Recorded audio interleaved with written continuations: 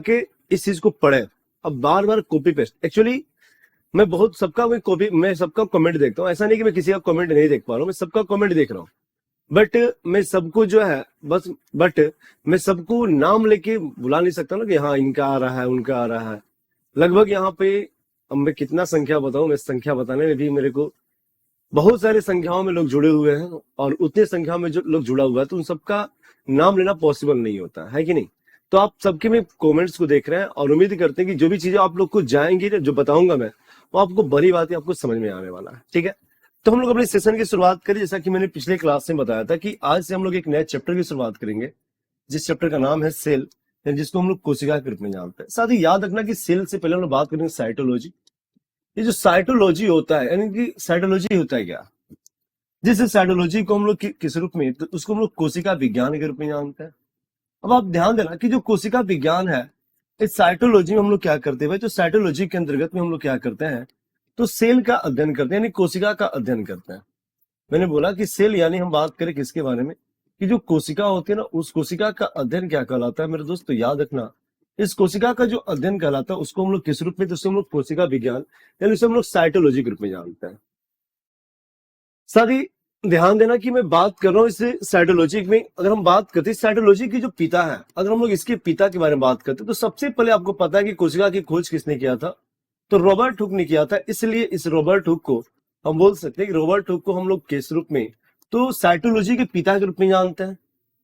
अगर वही हम लोग बात करते हैं कि फादर ऑफ, साथ ही ध्यान देना कि फादर ऑफ, अगर बात करते हैं कि फादर ऑफ मॉडर्न साइटोलॉजी के बारे में चर्चा करते हैं, इस मॉडर्न यानी कि हमारी जो मॉडर्न युग है, उस मॉडर्न युग की जो साइटोलॉजी के बारे में बात करते हैं, जो इसके साइटोलॉजी के जो पिता है उसको हम लोग किस रूप में, तो उसको हम लोग स्वानसन के रूप में जानते हैं। इस बात को भी आप लोग ध्यान रखना, यानी कि आधुनिक के कोशिका विज्ञान के जो पिता है, आधुनिक कोशिका विज्ञान के जो पिता है, साथ ही ध्यान देना कि उसको हम लोग किस रूप में, तो उसको हम लोग किस रूप में, उसको हम लोग स्वानसन के रूप में जानते हैं। इस बात को भी आप लोग याद रखेंगे।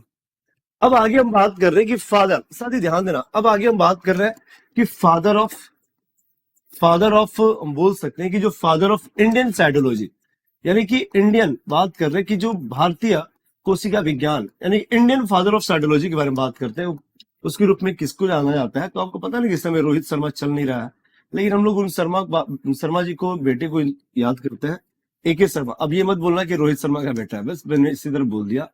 तो ध्यान देना AK शर्मा को फादर ऑफ इंडियन साइटोलॉजी के रूप में जाना जाता है। इस बात को भी आप लोग जान। तो ये हमारी जो कहानी चल रही है, अभी हम बात करें साइटोलॉजी के बारे में, और यू नो वेरी वेल की जो साइटोलॉजी होता है, इसके अंतर्गत हम लोग किसका अध्ययन करते हैं भाई, तो कोशिकाओं का अध्ययन करते हैं। एक चीज और ध्यान देना कि अब हम यहां से एक नए पॉइंट की शुरुआत करेंगे, जिस पॉइंट का नाम है, जिसको हम लोग सेल यानी कोशिका के रूप में जानते हैं। मेरे साथ ही ध्यान देना, हम कोशिका के बारे में बात करते हैं। तो सबसे पहले अगर हम बात चर्चा करते हैं इन सब के बारे में, तो याद रखना कि जो कोशिका है ना, इसकी खोज किसने किया था, तो जो इसकी खोज किए थे उस साइंटिस्ट का नाम है रॉबर्ट हुक। मेरे दोस्त याद रखना कि रॉबर्ट हुक ने वर्ष 1665 ईस्वी में इस कोशिका का खोज किया था। एक चीज याद रखना, ये जो रॉबर्ट हुक की कहानी हम लोग बात करें कि भाई कैसे इन्होंने इस कोशिका की खोज किया था, अगर हम लोग इनके बारे में बात करते हैं तो याद रखना कि ये जो है अक्सर ऐसे ही होते हैं भाई, हम बात कर रहे हैं कि अक्सर ऐसे ही होते हैं। ठीक है,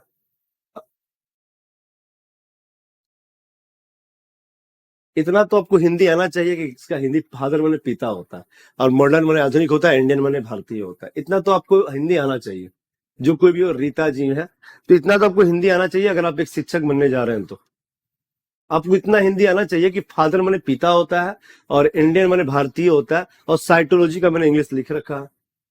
इतना आपको हिंदी आना चाहिए, है कि नहीं। अब खुद सोचो कि फादर मीन्स क्या होता है। अजीब अजीब हाल है यार। ठीक है, कोई भी हो, मतलब कि रीता जी हो या फिर संतोष कुमार हो, ठीक है, नहीं संजू कुमार ऐसा कुछ भी है। और मैं सबका नाम ले रहा हूँ, मैं सॉरी सबका नाम नहीं, मैं सबके कमेंट्स को देख रहा हूँ, मैं सबके कमेंट्स को देख रहा हूँ। तो इसमें जो है आपको वरी नहीं होना है, और क्या चल रहा है क्या नहीं चल रहा है, बस जो चल रहा है उसको देखिए। अब क्या चलने वाला है क्या नहीं चलने वाला है, डोंट नो। चलने को तो सब चलेगा, बट मेरे को इस बात का पता नहीं कि कब चलेगा कब नहीं होगा, लेकिन जो चल रहा है उसको पढ़िए, और जो चीज बताया जा रहा है। अब एक लोग बोल रहा है भाई, एक लोग बोल रहा है कि सर सेल थ्योरी किसने दिया था, हे भाई, हे प्रभु, हे मेरे ज्ञाता, आप धैर्य रखिए ना।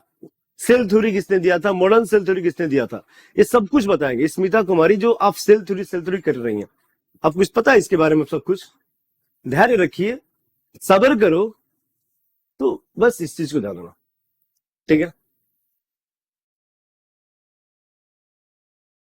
हाँ, इतना इंग्लिश तो आपको आना चाहिए कि फादर माने पिता होता है। फादर मीन्स क्या होता है, पिता होता है, इतना तो इंग्लिश आता है ना। जब इतना इंग्लिश नहीं आता तो सोचो कि आप कहाँ किस लेवल के टीचर बनने जा रहे हो। फिर वही जो हम लोग देखते हैं, मतलब कि जो इंटरव्यू में कि बिहार के प्रधानमंत्री कौन है, तो बोलता है कि बिहार के प्रधानमंत्री नीतीश कुमार है। उनको ये नहीं पता होता कि बिहार के प्रधानमंत्री के मुख्यमंत्री हैं। फिर उनको यही लगेगा भाई, ठीक है? अब भविष्य का टीचर बनने जा रहे हैं, और भविष्य इतना तो होना चाहिए कि आपको फादर मीन्स पिता होता है। ओके। हाँ सर, कमेंट्स पे कम ध्यान दीजिए, बिल्कुल। कमेंट्स पे बिल्कुल हम ध्यान नहीं दे रहे, कमेंट्स को हम बंद ही कर देते हैं। रुको भाई, कमेंट्स को हम बंद कर देते हैं। कमेंट्स पे एक मिनट हम बंद कर देते हैं, ठीक है? चलो, कमेंट्स को बंद कर दिए। अब यहां से बातों को सुनेंगे आप। अब ध्यानपूर्वक मेरी बातों को सुनिएगा, क्योंकि मैं कमेंट्स को बिल्कुल ही बंद कर दिया हूँ, ठीक है? अब आपके कमेंट्स हमें नहीं दिख रहे हैं। अब आपको मैं देख रहा हूं, और आप मेरे को देख रहे हो, बस ध्यान देना। मैंने बोला कि जो साइटोलॉजी के अंतर्गत हम लोग कोशिकाओं का अध्ययन करते हैं, और साइटोलॉजी जो शब्द था, जो साइटोलॉजी के पिता के रूप में हम रॉबर्ट हुक को जानते हैं, और ये जो फादर है उनके स्वानसन है, और उनकी जो बात करते हैं कि उनके इंडियन जो मॉडर्न मॉडर्न साइटोलॉजी के जो फादर है, उसको हम लोग स्वानसन के रूप में जानते हैं, और फादर ऑफ इंडियन साइटोलॉजी के बारे में बात करते हैं तो उनको हम लोग AK शर्मा के रूप में जानते हैं। तो यहां से हम लोगों ने चीजों को देखा कि रॉबर्ट हुक ने सबसे पहले, अब हम लोग चर्चा करने वाले हैं किसके बारे में, तो इस कोशिका के बारे में। मेरे साथ ही याद रखना कि जो कोशिका होती है ना, उसका जो खोज किया गया था, और खोज करने वाले अक्सर ऐसे साइंटिस्ट होते हैं, या तो नदी के किनारे बैठे होते हैं, या फिर जो है वो पेड़ के नीचे बैठे होते हैं। जैसे आप लोगों ने सुना है कि न्यूटन महोदय ने क्या किया था, पेड़ के नीचे बैठा था, तब तक पता चला कि एक सेब ऊपर से नीचे आकर गिर पड़ा। जब सेब ऊपर से नीचे आ गिर पड़ा, तो उन्होंने इस बात को सोचना स्टार्ट कर दिया, भाई सेब नीचे क्यों गिरा, ऊपर भी तो जा सकता था। उसी प्रकार ये जो रॉबर्ट हुक है, इन्होंने सूक्ष्मदर्शी का भी खोज किया था, अपनी खुद का इन्होंने सूक्ष्मदर्शी बनाया था। और ध्यान देना, उन्होंने जब कुछ सोच रहे होंगे, आई डोंट नो क्या सोच रहे थे, बट वो सोच रहे थे। हम इनसे पूछेंगे फोन करके, भाई क्या सोच रहे थे आप, बट अभी तक तो बताया नहीं इन्होंने, फोन लगा भी नहीं मेरा। तो इन्होंने कुछ सोच रहा होगा, फोन लगा नहीं मेरा अभी आज तक। तो इन्होंने जो सोच रहा था कि क्या, मतलब कुछ सोच रहे होंगे, तब तक क्या होता है कि पेड़ के एक पेड़ था, और पेड़ के बगल, पेड़ से एक छाल नीचे गिरती है। पेड़ की जो छाल होती है ना, छाल। अब आपको पता होगा कि जो पेड़ की छाल, जब पेड़ से उसका संबंध छूटा, जब पेड़ से उसका रास्ता छूटा, तो एक प्रकार के डेड हो गए, यानी कि अब उसके सेल्स जो है कुछ देर के बाद क्या होंगे, डेड कर जाएंगे। क्योंकि सेल तभी काम जीवित रहता जब उसके अंदर में जब उसके अंतर्गत में क्या होती, तो आहार जाते, और वही आहार ऑक्सीजन से अभिक्रिया करके वो क्या करता, तो अपने आप को ऊर्जा और जीवित रखता। लेकिन वो पेड़ की छाल जो है गिर गया, तो इनको डेड हो गया। और उन्होंने क्या किया कि उस छाल को उठाया, उस छाल को स्क्रब करना स्टार्ट किया। और जब छाल को स्क्रब करना स्टार्ट किए, तो स्क्रब करते करते उन्होंने, उनके हाथ में एक पार्ट बचा था, और उस पार्ट को उन्होंने जब देखा, तो उसपे एक विशेष प्रकार की आकृतियां दिख रही थी। कहा जाता है कि भाई वो आकृति किस टाइप की थी। तो उन्होंने अब क्या किया कि भाई देखा कि ये क्या है। फिर वो गए घर, और रॉबर्ट हुक के द्वारा, अपने द्वारा खुद का बनाए हुए जो उनकी सूक्ष्मदर्शी थी, जो माइक्रोस्कोप था, उसके माध्यम से जब उन्होंने देखा ना, तो उस पर जो है कुछ इस प्रकार की क्या थी, तो कुछ इस प्रकार की आकृतियां उनको देखने को मिली। मेरे दोस्त याद रखना, कुछ इस प्रकार की उनके ऊपर, यानी उस छाल के ऊपर क्या देखा, तो उन्होंने आकृति को इस प्रकार से देखा था। तो उन्होंने बोला कि ये क्या है, ये एक प्रकार का जो एक पूरे के पूरे खाली स्थान है भाई। और उन्होंने इसे एक नाम दिया, जिसको उन्होंने आज हम लोग किस रूप में, तो आज हम लोग सेल के रूप में, यानी कि उन्होंने SHELL, जिसका मतलब होता है खाली स्थान। उन्होंने बोला कि एक प्रकार का खाली स्थान है भाई। इसलिए कहा जाता है कि जो रॉबर्ट हुक ने सबसे पहले कोशिका की खोज किया था, वो कहाँ किया था भाई, तो पेड़ की छाल में किया था। कहाँ किया था, तो कॉर्क ऑफ प्लांट के अंतर्गत। मैंने बोला कि जो कॉर्क ऑफ प्लांट होते हैं ना, कॉर्क ऑफ प्लांट के बारे में बात करते हैं, उसके अंतर्गत में उन्होंने क्या किया था, इस कोशिका की खोज किया था। अब ध्यान देना कि जो कोशिका की खोज किया था उन्होंने, अब हम बात करते हैं कि जो कोशिका की खोज किया उन्होंने, अब उन्होंने जो कोशिका की खोज किया है भाई, तो वो जो कोशिका की खोज किया था वो एक प्रकार की कैसी से, तो याद रखना कि वो एक प्रकार की डेड सेल था। वो एक प्रकार का कैसा सेल था भाई, तो डेड सेल था, यानी कि एक प्रकार की मृत कोशिका थी। इस बात को आप लोग ध्यान देना। बस इन्होंने इस बात को बताया था कब, 1665 ईस्वी में, जब कोई व्यक्ति किसी के प्रति, अगर मान लो कि आपके पड़ोसी है कोई, और आपके पड़ोसी कोई अच्छा काम करते हैं, तो आपके अंदर भी ललक होती है कि चलो भाई हम भी कुछ अच्छा करते हैं। इन्होंने तो इस काम को किया, चलो ठीक है, बल्ले बल्ले इन्होंने कर दिया। लेकिन अलग अलग साइंटिस्टों ने इसके ऊपर बहुत ज्यादा रिसर्च करना स्टार्ट किया, बट किसी के हाथ लगा कुछ और किसी के हाथ तो कुछ नहीं लगा। बातें आगे बढ़ रही थी और आगे बढ़ते बढ़ते बातें पहुंच गई है 1674 ईस्वी में। बातें आगे बढ़ रही थी और बातें आगे आगे बढ़ते बढ़ते कहां पहुंच गई, तो भाई याद रखना वो बातें पहुंच गई थी हमारे 16 यानी कि 1674 ईस्वी में। वो बातें कहां पहुंच गई 1674 ईस्वी में। 1674 ईस्वी में एक साइंटिस्ट है जिनका नाम है ल्यूवेनहॉक। साथ ही याद रखना कि साइंटिस्ट का हम लोग किस नाम से, जिनको हम लोग ल्यूवेनहॉक के नाम से जानते हैं। एक साइंटिस्ट है जिनको हम लोग ल्यूवेनहॉक के रूप में जानते हैं, ठीक है, ल्यूवेनहॉक के रूप में जानते हैं। इस चीज को आप लोग याद रखना। तो ये जो ल्यूवेनहॉक थे, जिन्होंने क्या किया भाई, तो जिन्होंने अलग अलग प्रकार के जीवों का खोज किया। जैसे हम बात करते हैं कि बैक्टीरिया की आकृति जो है कुछ इस प्रकार से होती है। बैक्टीरिया की जो आकृति होती है कुछ इस प्रकार से होती है। तो ध्यान देना कि ल्यूवेनहॉक ने क्या किया कि इस जीवाणु के ऊपर, यानी ये सभी के सभी क्या है भाई, ये सभी के सभी बैक्टीरिया है, और इस बैक्टीरिया की भी खोज इन्हीं के द्वारा किया गया था। इन जीवाणुओं के ऊपर जब इन्होंने रिसर्च किया और इनके ऊपर जो है माइक्रोस्कोप के माध्यम से कुछ देखने का प्रयास किया ना, तो इसके ऊपर भी सेम वही चीज दिखा, खाली स्थान, जो कि प्लांट के छाल में दिखा था, यानी कि पेड़ के छाल में दिखा था। तो इन्होंने कहा कि भाई सिर्फ पादप ही नहीं, सिर्फ पादप ही नहीं, पादप के अलावा और भी जितने भी हमारी इस पृथ्वी पर पाए जाने वाले जीव हैं, हम बात करते हैं पादप के अलावा और भी जितने भी जीव है ना, वो सभी जीवों के ऊपर भी खाली स्थान पाए जाते हैं। और वो खाली स्थान नहीं है, उन्होंने वही बोला कि ये खाली स्थान नहीं, यह एक प्रकार की सेल होती है जिसको हम लोग कोशिका के रूप में जानते हैं। ध्यान देना कि फिर उन्होंने क्या किया भाई, तो इन्होंने खोज किया किसका, तो इन्होंने सेल, यानी हम बोल सकते हैं कि इन्होंने लिविंग सेल का खोज किया। लिविंग सेल यानी कि हम लोग बहुत बोल सकते हैं कि इन्होंने क्या किया, तो जीवित कोशिका की खोज किया। इन्होंने जीवित कोशिका की खोज किया। इस बात को आप लोग याद रखना। तो ये हम बात करें किसके बारे में, तो ल्यूवेनहॉक। अगर क्वेश्चन पूछता है कि who was the inventor of, who was the discoverer of living cell, then you have to say Leeuwenhoek. Leeuwen है कि वो साइंटिस्ट है जिन्होंने इसकी खोज किया था। तो साथ ही ध्यान देना, अगर हम बात करते हैं इस ल्यूवेनहॉक के बारे में, तो बहुत सारी कहानियां और बनती हैं, और कहानियां बनने का मतलब यह है कि इन्होंने और भी बहुत सारी चीजों का खोज किया। अगर हम बात करें ल्यूवेनहॉक ने और किसका किसका खोज किया है, अगर हम लोग इनकी खोज के बारे में डिस्कस करते हैं, तो याद रखना कि सबसे पहले हम बोल सकते हैं कि जो बैक्टीरिया की खोज जो किया है, बैक्टीरिया के बारे में बात करते हैं कि बैक्टीरिया की खोज किसने किया है मेरे दोस्त, तो याद रखना ये वही ल्यूवेनहॉक है, उनके द्वारा किया गया है। उसके बाद बात करते हैं कि जो हम लोग आरबीसी जानते हैं ना, आरबीसी रेड ब्लड सेल बोलते हैं, उसकी भी खोज इन्होंने ही किया है। उसके बाद आप लोगों ने देखा कि जीवित कोशिका यानी कि लिविंग सेल की भी खोज, जीवित कोशिका यानी हम बोल सकते हैं जो लिविंग सेल की भी खोज किसने किया, तो इन्होंने ही किया है। आप लोग की हमारे शरीर की जो सबसे बड़ी ग्रंथि यकृत होती है, जिसको हम लीवर के रूप में जानते हैं, उस लीवर की भी खोज किसने किया, यही किया है। हम बात करें प्रोटोजोआ के बारे में, तो जो प्रोटोजोआ है उसकी भी जो खोज किसने किया, तो इनके द्वारा ही किया गया है। तो इस बात को भी साइड से आप लोग जरूर याद रखिएगा, ठीक है। इन बातों को भी साइड से आप जरूर याद रखिएगा कि इन्होंने क्या क्या किया था, ठीक है। तो मैंने आप लोगों को क्या क्या बताया भाई, तो मैंने ये बताया कि जो ल्यूवेनहॉक है, इन ल्यूवेनहॉक के बारे में बात करते हैं कि ल्यूवेनहॉक ने क्या क्या काम किया। तो ल्यूवेनहॉक ने सबसे पहले क्या किया, तो ये कोशिकाओं का खोज किया था। इस चीज को आप लोग याद रखना। अब आगे चलते हैं हम लोग भाई, आगे हम लोग की बातें यहीं पे खत्म नहीं होती है, और बातें हमारे और आगे बढ़ती है, और भी हमारे आगे बढ़ती है, और बातें आगे बढ़ते बढ़ते हम बोल सकते हैं, साथ ही ध्यान देना, क्या बोल सकते हैं कि हमारे और भी अलग अलग साइंटिस्टों ने इसके ऊपर, इस सेल के ऊपर एक विशेष प्रकार की क्या किया कि अपना विशेष प्रकार की अपने क्या किया भाई, तो अध्ययन करना स्टार्ट किया। और अध्ययन करने के माध्यम से दो साइंटिस्ट और आते हैं, और ये बातें पहुंच गई 1838 और 39 ईस्वी में।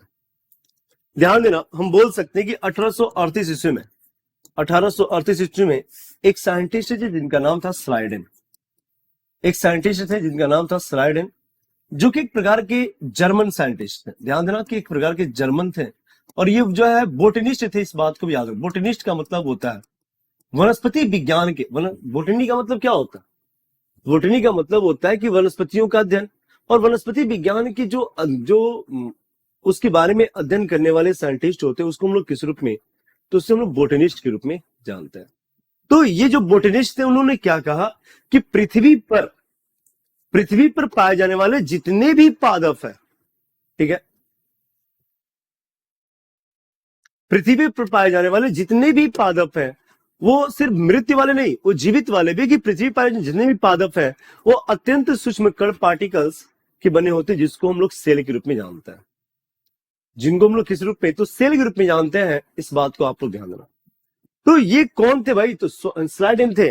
वही हम बात करें कि 1839 ईस्वी में एक साइंटिस्ट जिनका नाम था स्वान, जो कि एक प्रकार के ब्रिटिश साइंटिस्ट थे, जो कहाँ के रहने वाले थे? तो ब्रिटिश के रहने वाले थे। और ये एक प्रकार के जूलॉजिस्ट थे। उन्होंने बोला कि रे बुड़बक, सिर्फ पादप ही नहीं, उन्होंने बोला कि रे बुड़बक, सिर्फ पादप ही नहीं, इस पृथ्वी पर पाए जाने वाले जितने जीव जंतु भी है ना, वो बैक्टीरिया ही क्यों ना हो, शैवाल ही क्यों ना हो, उन्होंने साइनोबैक्टीरिया क्यों ना हो, उसके बाद हम बात करते हैं कि वो जानवर यानी कि कुत्ता, बाघ, मानव ही क्यों ना हो, वो सभी के सभी क्या है? तो अत्यंत सूक्ष्म पार्टिकल्स यानी इस कोशिकाओं से मिलकर बने हैं। जब इन दोनों की बातों को मर्ज किया गया ना, जब दोनों की बातों को मर्ज किया गया, और मर्ज करने के बाद एक थ्योरम को लाया गया, एक सिद्धांत को लाया गया, जिस सिद्धांत को हम लोग किस रूप में, जिस सिद्धांत को हम लोग कोशिका सिद्धांत के रूप में जानते हैं। किसी ने क्वेश्चन पूछा था कि कोशिका सिद्धांत किसने दिया था? अब आपका जवाब तो मिल गया होगा। तो मेरे कहने का मतलब थोड़ा धैर्य बनाओगे तो सबका जवाब मिलेगा, एक एक का बदला लेगा, एक एक का जवाब देगा ये फैजल, डोंट वरी, ठीक है।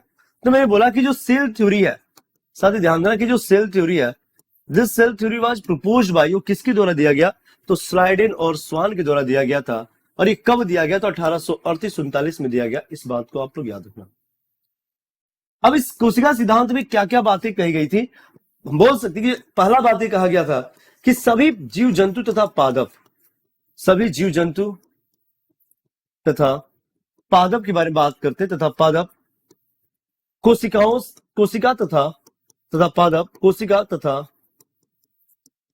उसके उत्पाद से मिलकर, कोशिका तथा उसके उत्पाद से मिलकर, तथा उसके उत्पाद से मिलकर बने होते हैं।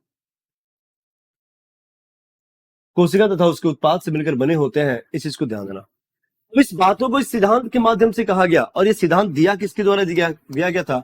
तो स्लाइडेन और स्वान के द्वारा दिया गया था। जो स्लाइडेन एक प्रकार के जर्मन बोटनिस्ट थे, और स्वान ने 1839 में इसको बताया, और कौन थे? तो ब्रिटिश जूलॉजिस्ट थे। इन दोनों के सिद्धांतों को आज हम लोग कोशिका सिद्धांत यानी सेल थ्योरी के रूप में जानते हैं। और इस सेल थ्योरी के यानी इन दोनों के अनुसार, इन दोनों के कथनानुसार दो बातें कही गई। पहला बात ये कहा गया भाई कि सभी जीव जंतु तथा पादप, जितने भी जीव जंतु और पादप है हमारी इस पृथ्वी पर पाए जाते हैं ना, that all are made of cells, यानी सभी के सभी किसके बने हुए? तो कोशिकाओं से मिलकर बने हुए हैं। इसके बारे में किसने बताया था? तो इन दोनों के द्वारा बताया गया था। इस बात को बताया, और एक चीज और बताया कि हमारे बॉडी के अंतर्गत में जो कोशिकाओं का निर्माण होता है ना, स्वतः होते रहता है। इन्होंने पहला कंडीशंस तो ये रखा। जो दूसरा बात को रखा भाई कि शरीर में कोशिका का निर्माण स्वतः, कोशिका का निर्माण स्वतः होता है। अब ध्यान देना भाई, हम बात कर रहे हैं कि शरीर में कोशिका का निर्माण क्या होता है? तो स्वतः होता है, अपने से होता है। लेकिन जब इनसे पूछा गया, अरे भाई तूने तो बोल दिया कि कोशिका का सिद्धांत तो स्वतः होता है, बट कैसे, how, what is the process, process क्या है? जब इससे पूछा गया तो बोले कि रेत तेरी, तो ये तो हमको पता नहीं। जब इस बात को उनसे बात पूछा गया, उन्होंने बोला कि हमारे शरीर में कोशिकाओं का जो निर्माण है स्वतः होता है, ठीक है। भाई स्वतः होता तो कैसे होता है भाई? जब इनसे पूछा गया तो बोले कि ले, हमको तो पता ही नहीं है। तो इन्हीं की बातों को फिर इसके ऊपर रिसर्च करना स्टार्ट हुआ, और रिसर्च करते करते बातें पहुंच गई। बातें कहां पहुंच गई भाई? तो 1855 ईस्वी में, 1855 ईस्वी में एक साइंटिस्ट आते हैं, जिन साइंटिस्ट को हम लोग रुडोल्फ विर्चो के रूप में जानते हैं। जिस साइंटिस्ट को हम लोग क्या कहते हैं, तो रुडोल्फ विर्चो के रूप में जानते हैं। उन्होंने क्या कहा कि जो स्लाइडन और स्वान ने बताया था उस बात को सही है, जो स्लाइडन और स्वान ने बताया है उस बात तो सही है, लेकिन उन्होंने एक बात को और बताया कि जितनी भी कोशिकाएं हैं, जो पुरानी हमारी कोशिकाएं होती है ना, वही विभाजित होकर नई कोशिकाओं का निर्माण करता है। उन्होंने बोला कि जो पुरानी, मान लो कि एक पुरानी कोशिका है, अब ये विभाजित होकर क्या करती है, तो दो नई अलग अलग प्रकार की कोशिकाओं का ये क्या करता है, तो निर्माण करता है। इस चीज को ध्यान देना।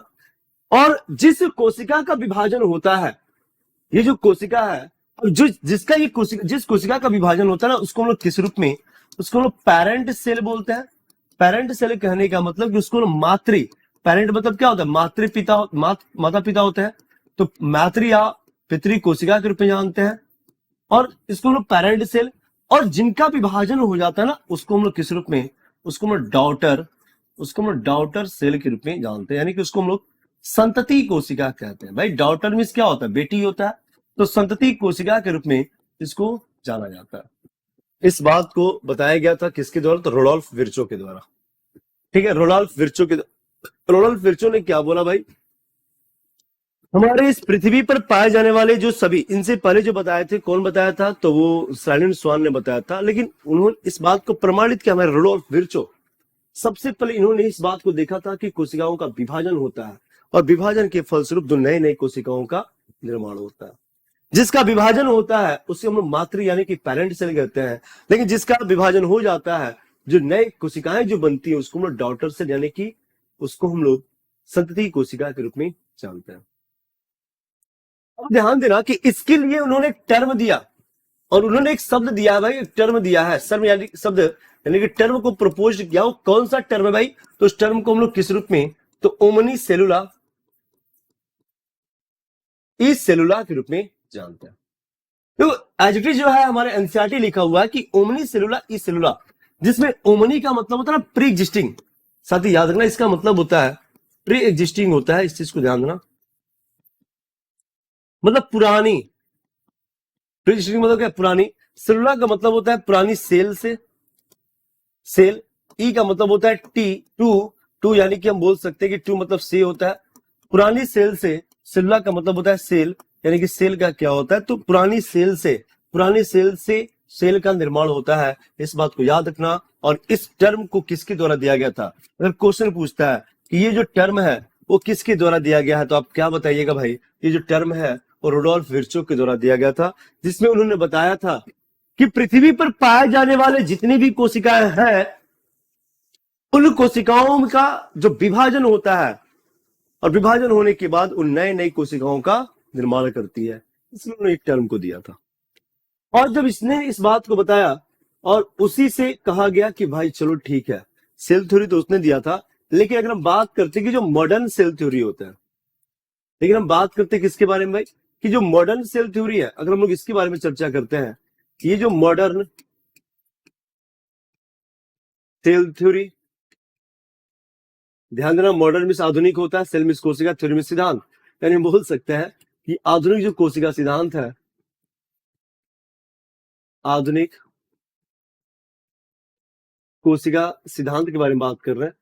ये जो दिया गया था आधुनिक कोशिका सिद्धांत, वो किसके द्वारा, तो ये जो दिया गया था रोडोल्फ विर्चो के द्वारा दिया गया था, इस चीज को आप लोग ध्यान देना। ठीक है, एक बार कमेंट को ऑन करते हैं और सोचते हैं कि आप लोग जरूर बताओगे इसके बारे में, कैसा लगा आपको सेशन, अभी तक बातें समझ में आई कि नहीं, चलो बताओ।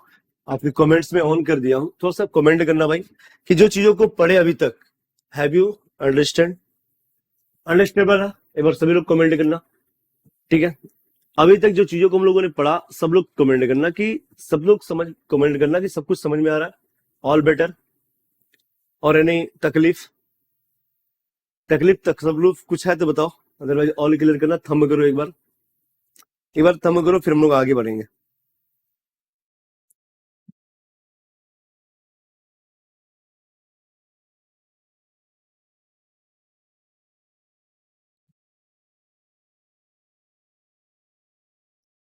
आई लाइक यू सर, आप बहुत अच्छा पढ़ाते हैं, चलिए थैंक यू।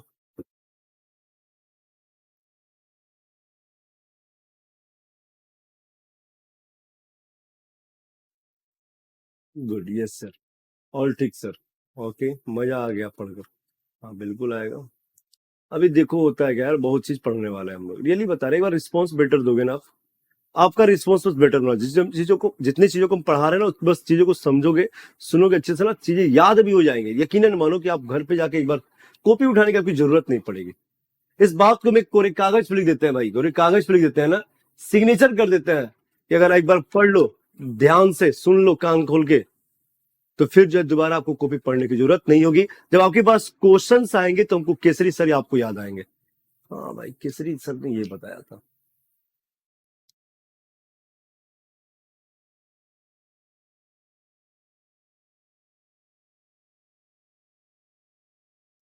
तो अब आज हम लोग बातों को और आगे बढ़ाएं। अब आप लोग फिर से कमेंट को बंद करो, कमेंट करना स्टार्ट, मुझे लगता है कि एकदम पूरा लिख लिख के रख ले रखता है। चलो,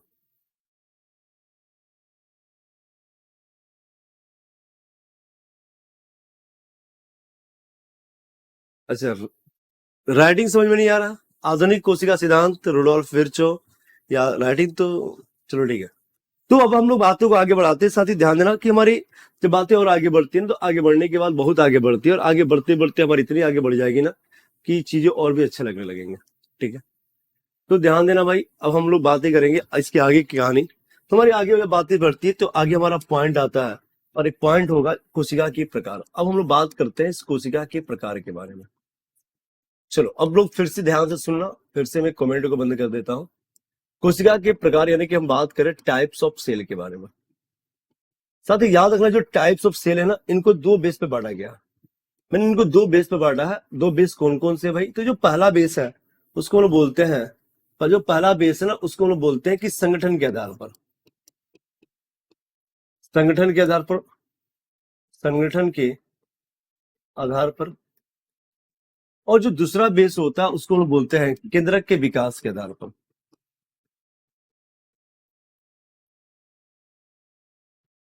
केंद्रक के विकास के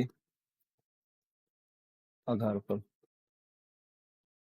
तो ध्यान देना कि संगठन के आधार पर, और हम बात करेंगे केंद्र के विकास के आधार पर।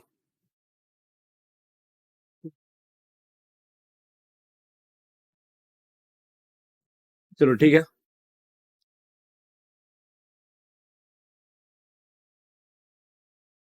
हम बात करें, ध्यान देना कि संगठन के आधार पर बात कर रहे हैं। और संगठन के आधार पर मैंने बोला कि हमारी जो कोशिकाएं होती है ना, दो प्रकार की होती हैं। एक को बोलते हैं एक कोशिकीय, और दूसरे को बोलते हैं बहुकोशिकीय। यानी एक होता है हमारा यूनिसेलुलर, और जो दूसरा होता है उसको हम लोग क्या बोलते हैं? तो उसको हम लोग मल्टी सेलुलर करते हैं। वही हम लोग बात करें, केंद्र के विकास के आधार पर भी दो प्रकार की कोशिकाएं होती हैं, जिसमें से एक को बोलते हैं प्रोकैरियोटिक,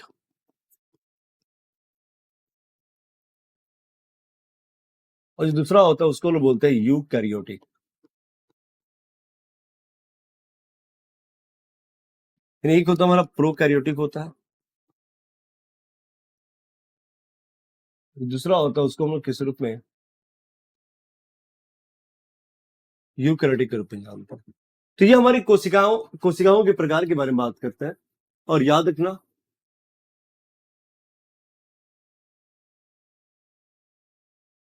ठीक है। चलो, एक लोग कमेंट कर रहा है, अक्षय कुमार, कि सर सेल थ्योरी कब बताया गया था? अब बताओ आप लोग को इसको जवाब क्या देना चाहिए? अब आप लोग खुद बताओ, कौन है भाई? अक्षय कुमार है। अक्षय कुमार बोल रहे हैं कि सर सेल थ्योरी कब बताया गया था? हाँ, अब खुद बताओ।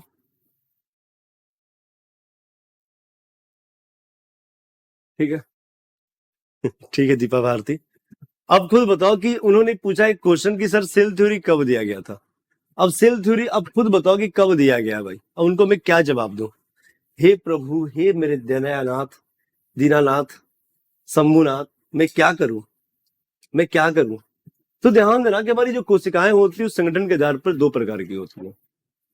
ठीक है, और सॉरी, संगठन के आधार पर दो प्रकार की होती है, जिसमें से एक को हम लोग बोलते हैं एक कोशिकीय, और दूसरे को बोलते हैं बहुकोशिकीय, यूनिसेलुलर एंड मल्टीसेलुलर। साथ ही ध्यान देना कि जो एक कोशिकीय होते हैं, हम बोल सकते हैं कि वैसे जीव बहुत सारे ऐसे जीव है ना जिनका जो शरीर होता है एक कोशिका का मिलकर बना होता है। बहुत सारे ऐसे जीव होते हैं जिनका जो शरीर होता है ना बहुत सारे कोशिकाओं से मिलकर बना होता है, दो या बहुत सारे कोशिकाओं से मिलकर बना होता है। ठीक है, तो ध्यान देना, मैंने बोला कि एक कोशिका और बहुकोशिकीय का मतलब क्या है। तो ध्यान देना, आप लोगों ने अभी जस्ट मैंने बताया कि बहुत सारे ऐसे जीव होते हैं जिनका शरीर जो एक कोशिका से मिलकर बना होता है, इसलिए उसको कहा जाता है कि वो एक कोशिकीय होते हैं। और कुछ ऐसे जीव होते हैं जो कि दो या बहुत सारी कोशिकाओं से मिलकर बने होते हैं, उसको हम बहुकोशिकीय कहते हैं। इस चीज में आप लोग ध्यान देना। ठीक है, तो हम बात करें कि वो कौन से, अब इसकी हमको डिफिनेशंस को लिखने की जरूरत नहीं पड़ेगी। एक कोशिकीय कहने का मतलब कि जिसका शरीर एक कोशिका से मिलकर बना है। और इसके हम लोग अगर उदाहरण के बारे में बात करते हैं तो याद रखना कि जितने भी जीवाणु है, जितने भी बैक्टीरिया है, या फिर बोल सकते हैं कि जो नीलहरित शैवाल है, नीलहरित शैवाल के बारे में बात करते हैं, वो इसी के अंतर्गत में आता है। या फिर बोल सकते हैं कि जितने भी प्रोटोजोआ है, वो सभी के सभी का जो शरीर होता है ना, वो कैसा होता है, तो एक कोशिकीय होता है। वही हम लोग बहुकोशिकीय के बारे में बात करते हैं कि इसका उदाहरण क्या होगा। तो साथ ही याद रखना, इसका जो उदाहरण होगा जितने भी कवक है, हम बात करते हैं किसके बारे में, कवक के बारे में। फिर हमने बात किया पादप के बारे में, फिर हमने बात किया जंतु के बारे में, ईटीसी। ये सभी के सभी हमारे एक प्रकार के क्या होते हैं, तो बहुकोशिकीय होते हैं, क्योंकि इनका जो शरीर होता है ना, वो एक कोशिका से मिलकर नहीं बना होता। ठीक है, तो ध्यान देना साथी कि ये हमारे एग्जाम्पल्स, मैंने बोला कि जो एक कोशिका से मिलकर नहीं बना होता उसको बहुकोशिकीय कहते हैं। कुछ एग्जाम्पल्स है, और ये जो हमारा क्या है, तो कुछ ऐसे हैं। ठीक है, तो ध्यान देना, उसको हम लोग किस रूप में, तो वो हमारे क्या है, तो ये हमारे सभी के सभी क्या है, तो इसके एक कोशिका के एग्जाम्पल्स है जो आप लोग के सामने रहा, जिसके अंतर्गत में अमीबा भी बोल सकते हैं, यूग्लिना। अमीबा यूग्लिना के बारे में बात करते हो, हमारे एक प्रकार के प्रोटोजोआ है। ठीक है, क्लाइडोमोनास हो गया, प्लाज्मोडियम हो गया, ये सभी के सभी क्या है, और एक प्रकार के शैवाल्स होते हैं, वो सभी के सभी हमारे इसके अंतर्गत में आते हैं, जो जिनका शरीर एक कोशिका से मिलकर बना होता है। ठीक है, अब मेन जो बातें होगी हमारे, वो प्रोकैरियोटिक में होगी और यूकैरियोटिक में होगी। अब इस बातों से हमारे क्वेश्चंस क्रिएट होते हैं, तो हम लोग क्या करते हैं भाई कि एक तरफ लिखते हैं प्रोकैरियोटिक और दूसरी तरफ लिखते हैं यूकैरियोटिक। एक तरफ क्या लिखते हैं, प्रोकैरियोटिक,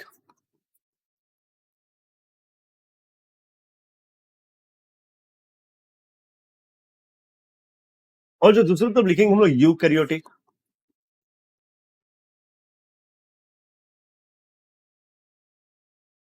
दूसरी तरफ लिखेंगे यूकैरियोटिक।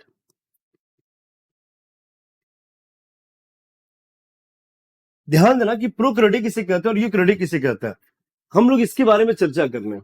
ठीक है,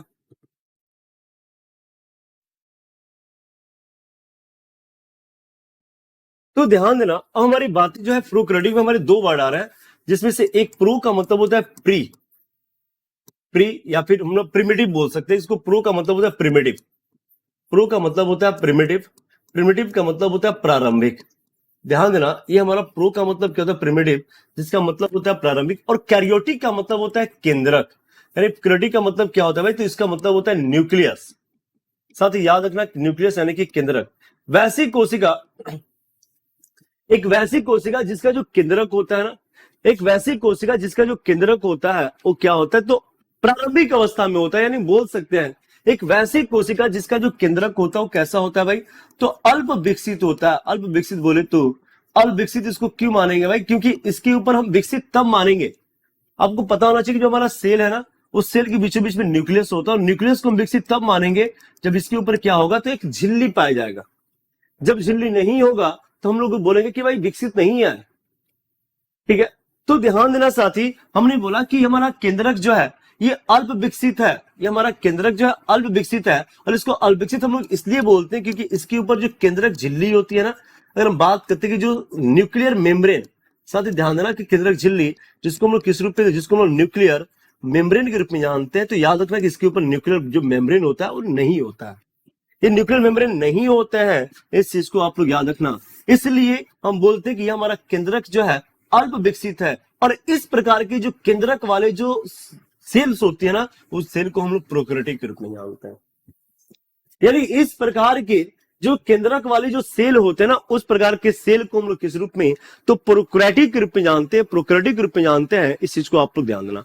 सेम अब हम यहां बात करेंगे, यू का मतलब क्या होता है। यू का मतलब होता है वो, यानी कि हम बोल सकते हैं डेवलप्ड, इसका मतलब बोल सकते हैं कि एक प्रकार का डेवलप्ड होता है। और कैरियोटिक, वही कैरियोटिक वर्ड है जिसका मतलब होता है न्यूक्लियस। जिसका मतलब क्या, न्यूक्लियस। डेवलप्ड का मतलब क्या होता है भाई, विकसित।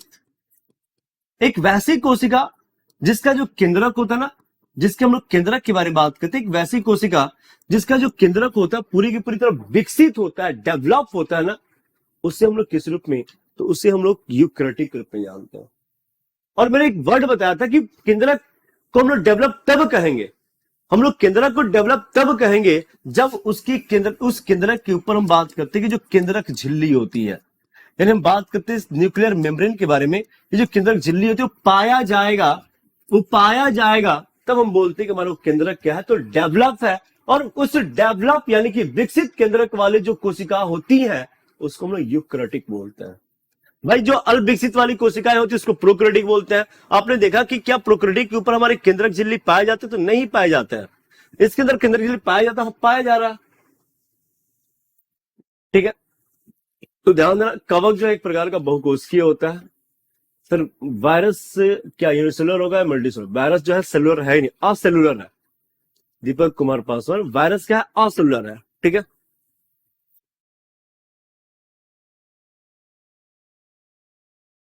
कवक क्या होता है सर? कवक मैंने बोला ना कि कवक एक प्रकार का यूनिसेलुलर होता है, multicellular, uni multicellular होता है, ठीक है। तो ये रहा हमारी कहानी। मैंने बोला इसके बारे में कि हमारी प्रोकैरियोटिक और यूकैरियोटिक में ये होता है। अब ये हमारी कहानी और इतने ही नहीं है, साथ ही याद रखना कि अगर हमारे केंद्रक के ऊपर झिल्लियां नहीं पाई जाती तो कहा जाता है कि केंद्रक भी इसमें नहीं होता, लेकिन उसमें केंद्रक होता है। तो ये हमारा एक डिफरेंस है प्रोकैरियोटिक और यूकैरियोटिक में। अब भाई बहुत सारे डिफरेंस है, अब देखना डिफरेंस क्या क्या भाई। तो याद रखना कि इसमें क्या होता है, तो कोशिकांगों का अभाव होता है। कोशिकांगों का, कोशिकांगों यानी बोल सकते हैं कि जो सेल ऑर्गन होते हैं ना, जो सेल ऑर्गन होते हैं उनका क्या होता है, तो उनका अभाव होता है। कोशिकांगों का अभाव होता है, इस बात को आप लोग याद रखना। मैंने बोला कि जो सेल ऑर्गन होते हैं इसके अंतर्गत में वो उसका अभाव होता है, लेकिन इसमें हम बोल सकते हैं कि एक प्रकार के हमारे विकसित कोशिका है, इसमें हम बोल सकते हैं कि कोशिकांग स्थित होते हैं,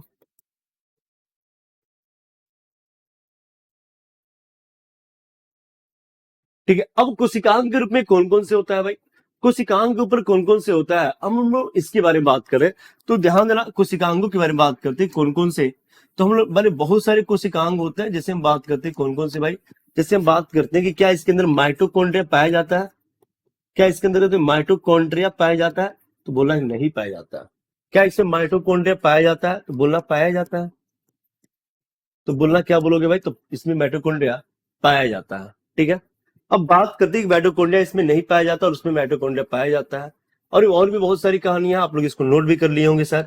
अगर हम बात करते हैं कि जो गोल्जी बॉडी है, हम बात करें कि जो गोल्जी बॉडी के बारे में, जिसको हम लोग गोल्जी काय कहते हैं, क्या इसमें गोल्जी काय पाया जाता है, नहीं पाया जाता है। क्या इसमें राइबोसोम पाया जाता है?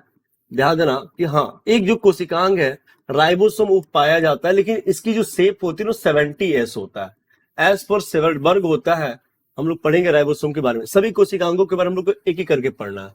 मैंने बोला गोल्जी का राइबोसोम, और उसके बाद लाइसोसोम के बारे में बात करते हैं कि क्या इसमें लाइसोसोम पाया जाता है, तो याद रखना कि इसके अंदर लाइसोसोम भी नहीं पाया जाता है। फिर हमने बोला कि क्या इसके अंतर्गत में केंद्रक तो नहीं पाया जाता, मैं पहले ही बोल दिया। उसके बाद में क्या इसमें अंतःप्रद्रवी जलिका, अंतःप्रद्रवी जलिका के रूप में जानते हैं, तो यह जलिका इसमें पाई जाती है, तो इसमें नहीं पाई जाती, जिसको हम ईआर कहते हैं, इंडोप्लाज्मिक रेटिकुलम, इसमें नहीं पाया जाता। वही ये सब जो पार्ट मैंने लिखा है ना, यहां हम बात कर रहे हैं कि क्या इसके अंदर में तो गोल्जी का पाया जाता है, तो हाँ गोल्जी का पाया जाता है। क्या इसमें राइबोसोम पाया जाता है, तो हाँ राइबोसोम पाया जाता है। और राइबोसोम की इसमें आकृति किसमें होती है, तो 80S होता है। ध्यान देना, राइबोसोम की जो आकृति होती है वो 80S वाला होता है। फिर हम बोल सकते हैं कि जो लाइसोसोम होता है, ध्यान देना कि जो लाइसोसोम होता है ना, लाइसोसोम इसमें पाया जाता है। फिर लोग बात करते हैं कि जो अंतःप्रद्रवी जलिका होती है, अंतःप्रद्रवी जलिका जिसको हम ER कहते हैं, अंतःप्रद्रवी जलिका जिसमें हम लोग ER कहते हैं, भी इसमें पाया जाता है। उसके साथ साथ ये सभी के सभी पाए जाते हैं। फिर हम लोग बोल सकते हैं क्या इसमें क्लोरोप्लास्ट पाया जाता है, तो किसी किसी जीवों में पाया जाता है। आगे हम लोग सेल ऑर्गन पढ़ेंगे ना, वहां पर चीजों को बताएंगे। ठीक है। तो हम लोग को ध्यान देना कि जितने भी ऑर्गन्स आप देख रहे हैं ना, जैसे माइटोकॉन्ड्रिया, माइटोकॉन्ड्रिया का काम क्या है, तो वो ऊर्जा का निर्माण करता है। हम लोग माइटोकॉन्ड्रिया के बारे में बहुत ज्यादा डिटेल्स पढ़, बहुत मतलब कि उसके जो भी संबंधित क्वेश्चन हमारे क्रिएट होते हैं ना, उसको पढ़ने वाले हैं। सब ये जितने भी सेल ऑर्गन को मैंने लिख रखा है ना, सेल ऑर्गन, जितने भी सेल ऑर्गन, इन सब के बारे में हम लोग पढ़ने वाले हैं। तो ध्यान देना कि एक जो हमारा क्या होता है भाई, हाँ हम बात करें कि एक जो हमारा बात कर रहे हैं भाई किसके बारे में, कि ये जो है हम चर्चा करते हैं कि जो जेनेटिक मटेरियल होता है भाई, देखो जेनेटिक मटेरियल के बारे में बात करते हैं। ये जो जेनेटिक मटेरियल जिसको हम अनुवांशिक पदार्थ कहते हैं, जिसको हम लोग क्या कहते हैं, तो जिसको हम लोग अनुवांशिक पदार्थ कहते हैं। अनुवांशिक पदार्थ क्या होता है, तो एक वैसा पदार्थ, कोई बात नहीं मुस्कान जी, मत समझिए आप। मैं इसको पढ़ेंगे हम लोग, 70s क्या होते हैं और 80s क्या होते हैं, हम लोग इसके बारे में पढ़ेंगे। सर कोशिका भित्ति किसमें होती है, कोशिका भित्ति किसमें होता है भाई, वो प्रोकैरियोटिक वाले में भी होता है, यूकैरियोटिक वाले में भी होता है। प्रोकैरियोटिक के बैक्टीरिया में होता है, कवक में, सॉरी बैक्टीरिया में होता है, शैवाल में होता है, यूकैरियोटिक में पादप में होता है, कवक में, सब में होता है। सबके बारे में हम लोग एक एक पढ़ना है भाई। थोड़ा सा धैर्य रखो, सब्र करो। ठीक है। तो हम बात कर रहे हैं कि जो जेनेटिक मटेरियल होते हैं जिसको हम अनुवांशिक पदार्थ कहते हैं। ध्यान देना, अनुवांशिक पदार्थ क्या बैक्टीरिया में पाया जाता है, तो पाया जाता है। अगर बैक्टीरिया में कुछ का यानी कि अनुवांशिक पदार्थ नहीं पाया जाता ना, अगर बैक्टीरिया में कुछ का सॉरी अनुवांशिक पदार्थ नहीं पाया जाता तो बैक्टीरिया कब का विलुप्त हो गए होते, लेकिन आज भी हैं। इट मीन्स ये है कि उसमें जेनेटिक मटेरियल पाया जाता है। और जेनेटिक मटेरियल होता क्या है, तो पीढ़ी दर पीढ़ी, स्टेप बाय स्टेप क्या करता है, तो अनुवांशिक गुण तथा लक्षणों को ट्रांसफर करने का काम करता है। तो ध्यान देना कि हमारी जेनेटिक मटेरियल इसमें, और इसमें भी क्या जेनेटिक मटेरियल पाया जाता है, तो हम लोग में भी जेनेटिक मटेरियल है भाई। हम लोग भी क्या जेनेटिक मटेरियल हम लोग में पाया जाता है, यानी इसमें भी पाया जाता है, इस चीज को ध्यान देना। ठीक है। लेकिन ध्यान देना कि जेनेटिक मटेरियल के रूप में इसमें क्या होता है, तो डीएनए होता है। और हम लोगों में भी क्या होता है, तो हम लोगों में भी डीएनए होता है। बट मेरे दोस्त याद रखना कि इसका जो डीएनए होता है ना, अगर हम बात करें इसके जो डीएनए, और यहां से क्वेश्चंस पूछे जाते हैं कि प्रोकैरियोटिक कोशिकाओं का डीएनए किस आकार का होता है, तो याद रखना इसका जो डीएनए होता है सर्कुलर होता है। यानी बोल सकते हैं कि इसका जो डीएनए होता है वृत्ताकार होता है, और उसके बाद हम बोल सकते हैं कि सिंगल हेलिक्स होता है। ध्यान देना, ये सिंगल हेलिक्स होता है। हेलिक्स का मतलब ये एकल कुंडलित होता है।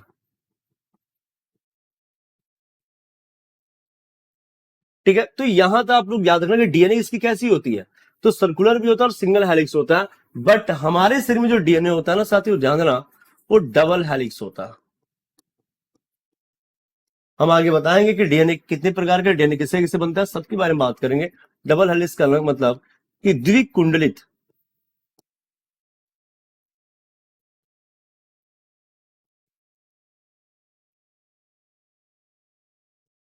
द्विकुंडलित संरचना इसकी होती है, इस चीज को आप लोग याद रखना।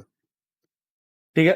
तो ये हमारे डीएनए भी होते हैं। और अगर हम बात करते हैं कि इससे प्रोकैरियोटिक जीव में कौन कौन से उदाहरण होंगे, अगर मान लो इसके उदाहरण के बारे में बात करते हैं साथ ही, उदाहरण हमारे कौन हो जाएगा, तो जीवाणु हो जाएगा, फिर हम बोलते हैं कि नील हरित शैवाल हो जाएगा, इटीसी। यूकेरियोटिक की बात करते हैं कि इसमें उदाहरण में क्या होगा भाई, तो इसमें उदाहरण में हम लोग शैवाल को याद रखते हैं। ये जो नील हरित शैवाल मैंने लिखा है उसको साइनोबैक्टीरिया होता है।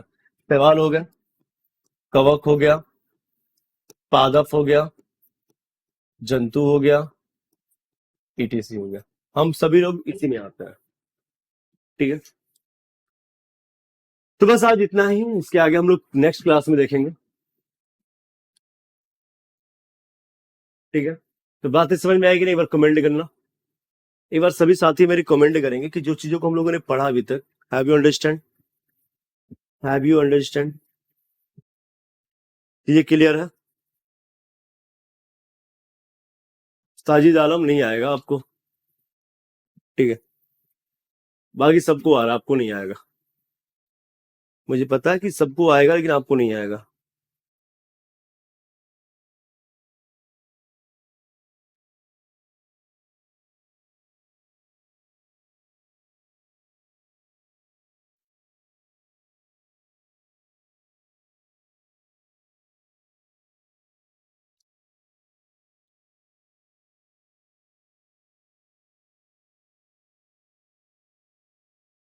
ठीक।